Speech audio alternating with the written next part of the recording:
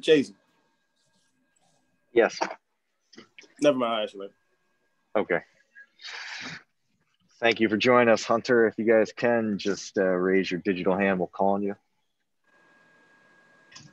We'll start things off with Rich. Hi, Hunter. Just wanted you to comment on the ability of this team for long, sustained drives that you've been putting together. I saw it against Clemson and Syracuse. And Notre Dame is a defense that's good at getting off the field on third down. So just talk about your strength against that strength. Yeah. I mean, with any offense, you got to stay ahead of the chains. You start getting a lot of third and longs, it's going to stall an offense. We really try to focus on that. I mean, Coach Say does an awesome job with the play calling, but our focus is to stay ahead of sticks, get first downs, move the ball on the field. So obviously, I mean, Notre Dame's going to be a challenge, but we're definitely up for it. We'll go next to Matt Fortuna. Hunter, ninth game in 9 weeks, play number 1 and number 2 in a 3-week span. It's a new coaching staff that you really didn't have a typical offseason to get acclimated with. What has Coach Hafley and the rest of the staff done to keep it fresh, keep your legs fresh, keep your mind fresh? Because emotion can only get you so far, I think, this late in the season. Yeah, I mean, as you said, we played 9 games straight. It's been a grind, but I mean, we love it, and this coaching staff's been fantastic with the whole thing.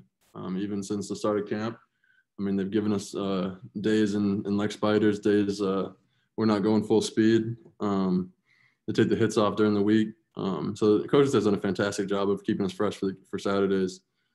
Yeah. We'll go next to Julian.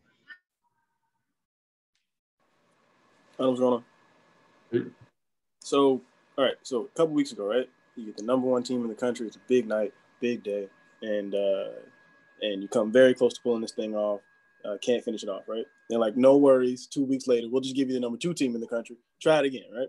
Mm-hmm. How do you treat these games like they're individual things, but also maybe remember some things or learn some things from the opportunity that you might have, let get away from you? Yeah, I mean, we treat every game the same. I mean, preparation for Syracuse is the same preparation we're doing this week. It was the same preparation we did for Clemson. But to a lot of us, I mean, this is a redemption shot for us. I mean, we came up short against Clemson. We had it, but now we get a second chance, and we gotta go finish this time. Go next to Trevor. Hey, Hunter. Yeah, more along those same lines. I'm curious, just, with the first half so strong last week and the second half, you guys kind of fizzled. Just, are there some specific areas you guys can learn about kind of starting and also finishing strong against a top team like this? Yeah, I think Clemson just showed us we got to learn how to finish better. I mean, we saw it last week too with some drives we weren't able to finish when we got in the red zone. It's something we're focused on this week. But as a team, we just gotta come together and finish stronger. We'll go next to Trevor. Oops, sorry, I think you just went. Sorry, my bad. We'll go to Matt Vautour. Hunter, was there a moment this season in the beginning of Phil's career that you guys realized, okay, this guy fits, this guy really clicks with the offense? Is there's something that you remember that sort of let you know this guy's going to work here? I don't really remember one specific moment, but it was very early on.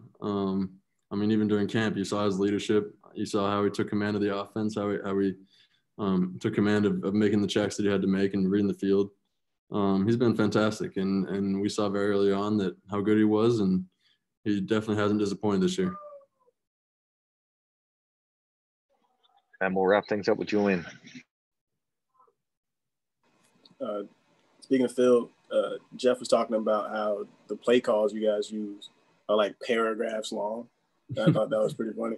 Was there ever any point where you looked at Phil and you're like, if he can memorize that, I think he's okay. You know what I mean? Like if he can get us all in line, he'll survive. You know what I mean? Yeah. I mean, the quarterback has to know so much. I mean, way more than I have to know. I've always said I could never do their job. They're a lot smarter than I am. But I mean, he does a great job with it. And I mean, the play calls are paragraphs long, but he's awesome with it, and it makes it easy for us. Hunter, thank you very much for your time today. We appreciate it. Thank you.